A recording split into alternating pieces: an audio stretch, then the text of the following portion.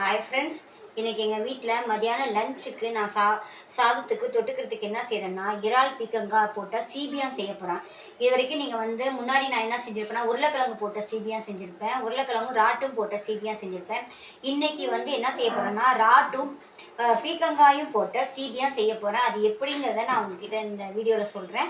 அதுக்கான தேவையான பொருட்களை வாங்க.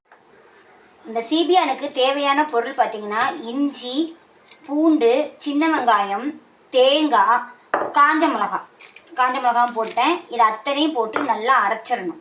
அரைச்சிட்டு அதுக்கப்புறம் நான் எப்படி செய்கிறதுங்கிறத பார்க்கலாம். இங்கே பாருங்கள், பீக்கங்காய் ராட்டு சீபியாக ரெடி ஆயிடுச்சு. பாருங்கள், எண்ணெயெல்லாம் பிரிஞ்சு மேலே எவ்வளோ அழகாக வந்திருக்குன்னு.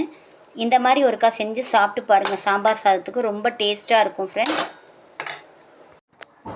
சாம்பார் ஊற்றி பீக்கங்காய் ராட்டு போட்ட சீபியானும் உருளைக்கிழங்கு ராட்டு போட்ட சீபியானும் வச்சு பாப்பாவுக்கு இப்போ நான் ஊட்ட போகிறேங்க.